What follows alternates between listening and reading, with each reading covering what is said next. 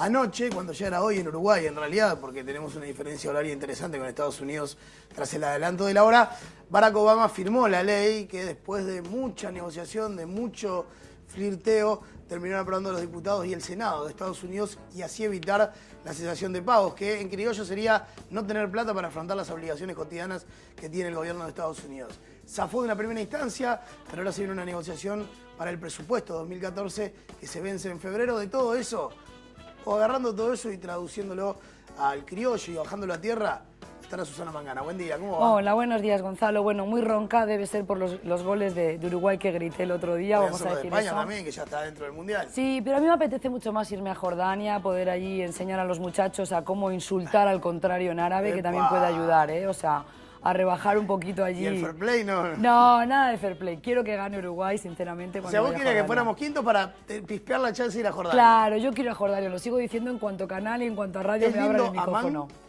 Es muy bonito, aunque es un país muy chiquito. Más que Amán es precioso Jordania Petra. Es un lugar muy histórico.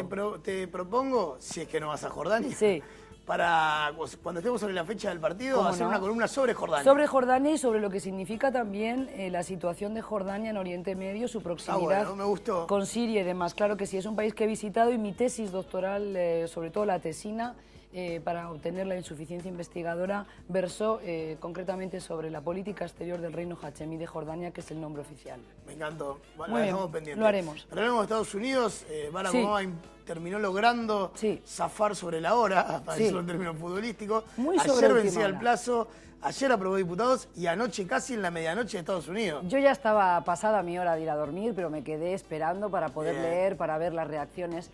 Realmente ha sido angustiante ver cómo el presidente Obama ha tenido que evitar este chantaje que querían practicar, sobre todo los representantes republicanos del Tea Party, que son realmente minoritarios en lo que es el Congreso, ¿verdad? Pero finalmente sabíamos que iban a llegar a este acuerdo bipartito porque son todos bastante patriotas en ese sentido y desde luego la suspensión de pagos no conviene ni al gobierno de Obama ni al propio Estados Unidos, a la nación, pero tampoco al resto del mundo y quiero hablar de eso contigo. Pero destacar entonces que por ahora es un parche, que han alcanzado un acuerdo que hasta el 7 de febrero van a elevar el techo de la deuda que ahora está fijada en 16,7 billones de dólares norteamericanos, pero que esto no significa que la esencia del problema se cubra.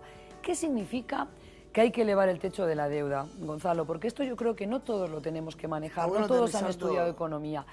Esto significa que no hay caja, no hay flujo de caja en Estados Unidos para pagar las cuentas, para pagar las nóminas de sueldos a los funcionarios, que sabemos que desde el 1 de octubre han quedado muchos de ellos en stand-by sin cobrar su sueldo. Por ejemplo, los espías, pero también los guardias que son los que vigilan los parques turísticos o los parques naturales. Muchos que trabajan en la administración estadounidense no podían cobrar su sueldo, a partir de hoy pueden retornar a su puesto de trabajo. ¿Pero qué significa? Significa que Estados Unidos tiene que salir a buscar dinero prestado y si no, además, tendrán que elevar los impuestos. Con lo cual, la suspensión de pagos será muy mala noticia, porque además ahora, a mediados de noviembre, tiene que hacer frente al pago de 25.000 millones de dólares que le debe a los inversores, es decir, tiene que pagar los intereses que le debe a los inversores que han creído y han dado un crédito a Estados Unidos. Y eso es muy importante. O sea, entrar en cesación de pagos sería no tener caja para afrontar tus gastos y tus deudas,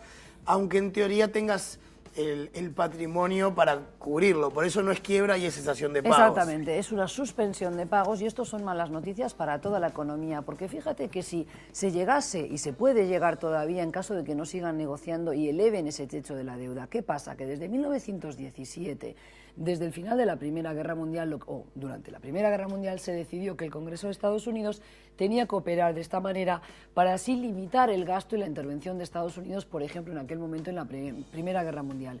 Pero eso ha continuado siendo un instrumento válido de la política interna de Estados Unidos y de alguna manera es hacer pasar por el aro a los inquilinos de la Casa Blanca, a los diferentes presidentes estadounidenses que finalmente tienen que hacer concesiones a sus adversarios políticos. Como un arma de negociación política que tiene la oposición habitualmente en Estados Unidos. Por ahora, ¿cuál era? Sobre todo cuando logra mayoría en una de las cámaras. Claro, la mayoría además en la Cámara la tienen los republicanos, no los demócratas. Pero es que además tienen pocos incentivos los congresistas para mover fichas. ¿Por qué? Pues porque son reelegidos automáticamente. Hay personas que están en la Cámara, ¿verdad?, desde que tenían 29 años y hoy tienen pasados los 80. Es decir, cuantas más veces son reelectos, más apoyos, más financiación tienen de empresas privadas, ¿verdad? Y esto es una manera en que funciona la democracia estadounidense, nos podrá gustar o no, pero lo que quiere Obama a partir de ahora, además de no haber echado marcha atrás con la reforma sanitaria, que era el punto Creo de que eso es lo inflexión, más importante que logró Obama en esta firma, digamos.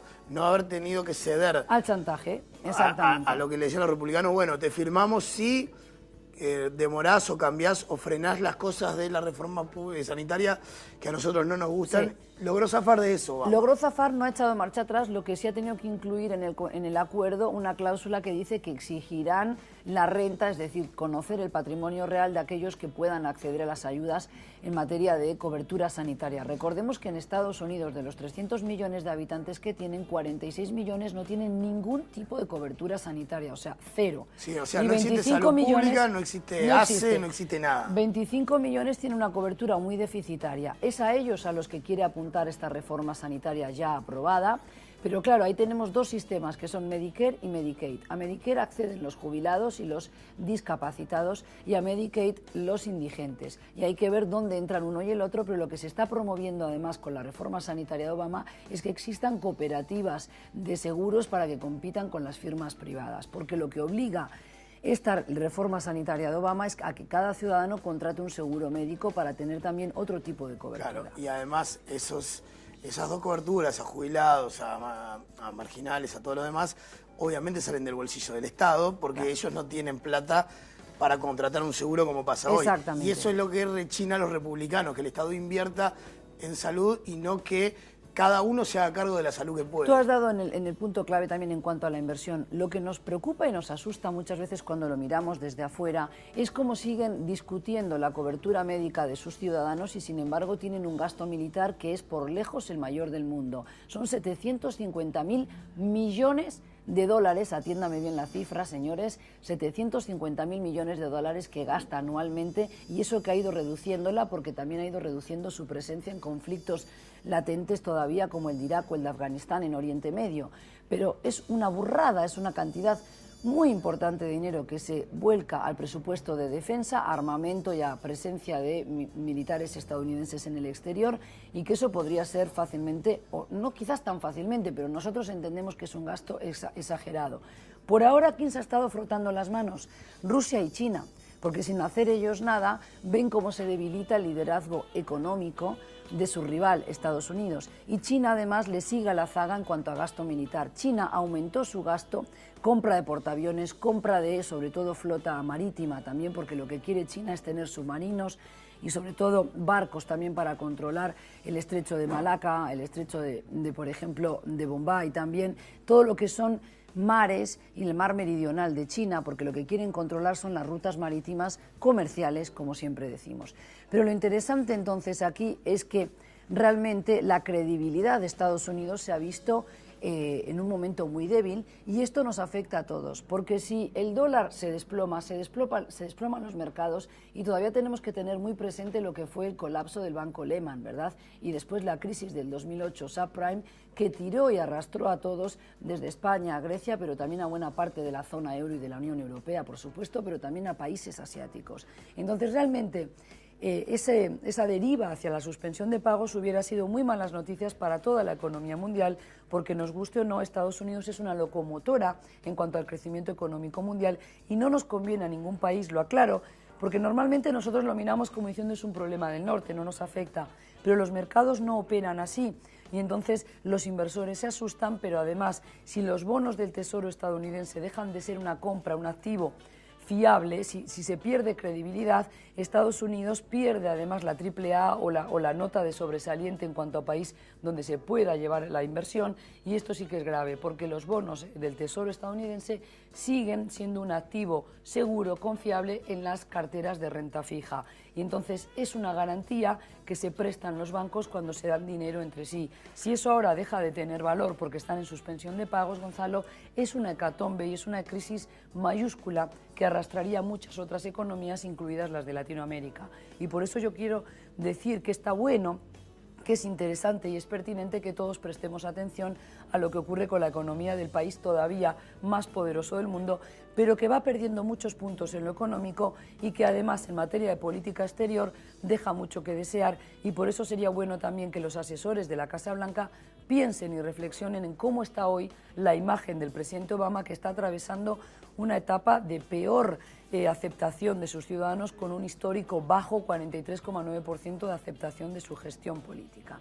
Con lo cual yo creo que hay muchos elementos que nos tienen que poner alerta, porque si bien ahora se salvó el panorama con este acuerdo bipartito, para nada significa que en enero no volvamos a tener otro momento de crisis y estemos en vilo, ¿verdad? Por eso Obama dice, Gonzalo, que lo que quiere también es negociar para que durante los próximos 10 años se sepa cuál va a ser el gasto, la recaudación. Un acuerdo fiscal a largo plazo. Exactamente, para evitar que esté la economía de Estados Unidos continuamente en un suspiro, en vilo, y que esto arrastre también a otras economías. Gracias, Susana. Gracias a ti. Nos vemos la semana que viene. Ojalá Nos vemos la semana que viene. Cuídame esa voz, te pido por favor. Sí, me voy a otro congreso a Río, con lo cual, entre los aires y las salas de espera... Sí, los aires, sí. Vas a un congreso a Río y vos me querés hacer creer que es por el aire. Créeme, Así. es el aire acondicionado que no se lleva con mi garganta, pero siempre está bueno para venir con datos actualizados. Gracias, Susana. Espero tomarme alguna caipiriña igual, estoy permitida. ¿no? Muy por bien. ahora no soy musulmana. Ojo con el hielo, el frío. Exactamente. Muy Gracias, bien. Susana.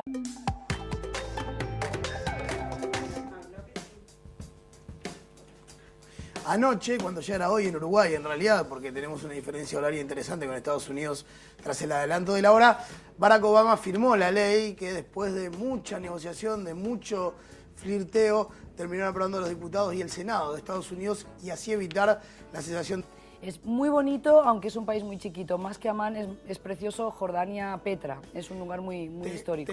Te propongo, si es que no vas a Jordania, sí, para cuando estemos sobre la fecha del partido, hacer una columna sobre Jordania. Sobre Jordania y sobre lo que significa también la situación de Jordania en Oriente Medio, su proximidad bueno, me gustó. Con Siria y demás. Claro que sí, es un país que he visitado, y mi tesis doctoral grité el otro día, vamos a decir España eso. también, que ya está dentro del Mundial. Sí, pero a mí me apetece mucho más irme a Jordania, poder allí enseñar a los muchachos a cómo insultar al contrario en árabe, que también puede ayudar, ¿eh? O sea, a rebajar un poquito allí. ¿Y el fair play no? No, nada de fair play. Quiero que gane Uruguay, sinceramente. O sea, vos querías que fuéramos quintos para pispear la chance de ir a Jordania. Claro, yo quiero ir a Jordania, lo sigo diciendo en cuanto a canal y en cuanto a radio me abran el micrófono. Amán de pagos, que en criollo sería no tener plata para afrontar las obligaciones cotidianas que tiene el gobierno de Estados Unidos. Zafó de una primera instancia, pero ahora se viene una negociación para el presupuesto 2014 que se vence en febrero. De todo eso, o agarrando todo eso y traduciéndolo al criollo y bajándolo a tierra, estará Susana Mangana. Buen día, ¿cómo va? Hola, buenos días, Gonzalo. Bueno, muy ronca debe ser por los goles de Uruguay, que sobre todo la tesina,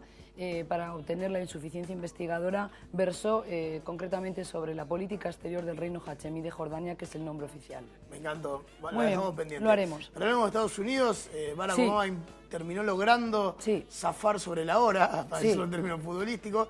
Ayer vencía el plazo, ayer aprobó diputados y anoche casi en la medianoche de Estados Unidos.